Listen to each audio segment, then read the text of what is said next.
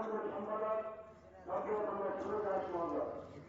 অনুরোধ করছে শপথ বাক্য পাঠ করার জন্য। ওনার সাথে সাথে আমরা শপথ বাক্য পাঠ করে কেন্দ্রীয় সরকারের যে জনবিরোধী নীতি তার বিরুদ্ধে ঐক্যবদ্ধ হয়ে আমরা আগামী দিনে আরো আমাদের লোকাল স্তরে আমরা আন্দোলন সরকার সংগঠিত করে প্রত্যেকটা ধরনের সাথে করতে পারি সেটা আমি অনুরোধ করবো। এখন আপনাদের শপথ বাক্য পাঠ করা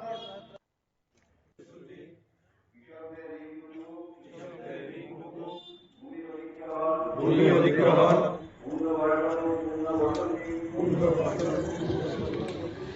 আইন 2013 বাস্তবায়ন করা এসবের বিরুদ্ধে গোটা দেশে সংযুক্ত কিষাণ মোর্চা বিজয় অর্জিত না হওয়া পর্যন্ত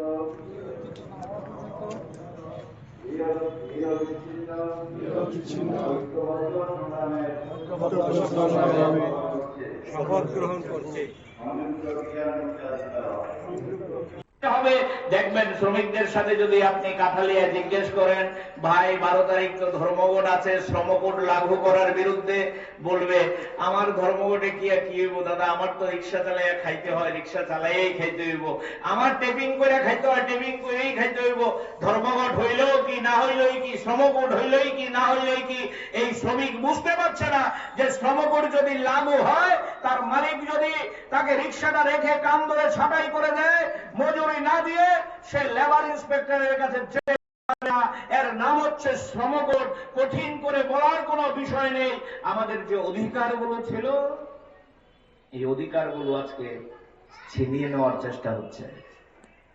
আপনি কথা বলতে পারবেন না।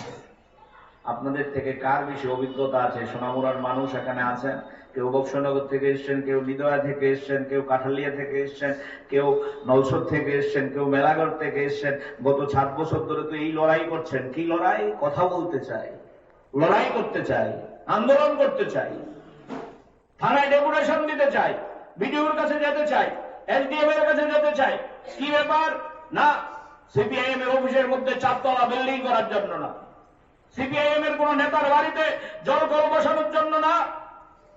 কাঠালিয়া ব্লক অফিসে যাব, কেন যাব? কাঠালিয়ার রেগার শ্রমিকরা যাতে কাজ শেষ করার পরে ন্যায্য মজুরি পায়। আমাদের দেশে বামপন্থীদের নেতৃত্বে উপা সরকার যখন ছিল, আমরা একটা অধিকার লাভ করেছিলাম। আমি যেই কথাটা বারবার স্ট্রেস দেওয়ার চেষ্টা করছি, এই যে অধিকারগুলো পেয়েছিলাম আইনের মধ্য দিয়ে অধিকার, এই অধিকারগুলো আজকে ছাঁটাই করে দেওয়া হচ্ছে।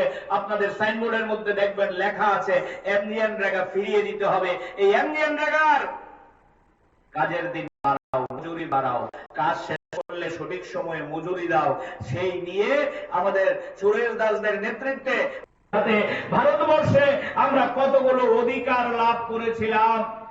হ্যাঁ, জওহরলাল নেহরু থেকে ইন্দিরা গান্ধী থেকে শুরু করে রাজীব গান্ধীরা, পিভি নরসিংহ রাও থেকে শুরু করে ভিপি সিং থেকে শুরু করে চন্দ্রশেখর থেকে শুরু করে আইকে গুজরাল, ভারতবর্ষে একাধিক প্রধানমন্ত্রী রাজ করেছে।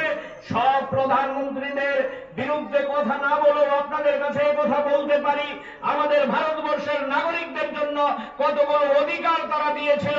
সেই অধিকারের মধ্যে অন্যতম অধিকার ছিল আমাদের ভারতবর্ষের শ্রমিকদের অধিকার, যেটাকে আমরা বলতাম শ্রম আইন। কৃষকদের জন্য কিছু অধিকার ছিল, কৃষি আইন।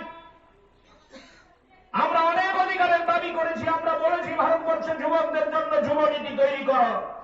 আমরা বলেছি কোটারি কমিশনের যে ওই প্রস্তাব, সেটা লাগু করো। ভারতবর্ষে যদি ছাত্রদেরকে শিক্ষার আঙ্গিনায় আনতে হয়, আমাদের লড়াই ছিল, স্লোগান ছিল। কিন্তু থাকার পরেও আপনাদের জানার জন্য বলছি, আমাদের ভারতবর্ষের সাধারণ মানুষের জন্য কতগুলো রক্ষা কবচ ছিল, আইন ছিল। এই আইনের মধ্যে অন্যতম আইন হচ্ছে শ্রমিকদের জন্য শ্রম আইন, কৃষকদের জন্য কৃষি আইন, ওই নারীদের জন্য কতগুলো রক্ষা কবচ, ওই আমাদের দেশের পিছিয়ে পড়া যারা তফসিলি অংশের মানুষ আছে তাদের জন্য রিজার্ভেশন কোটা, তাদের জন্য কিছু রক্ষা কবচ, ওই আমাদের যারা জিএমপি করেন, আমাদের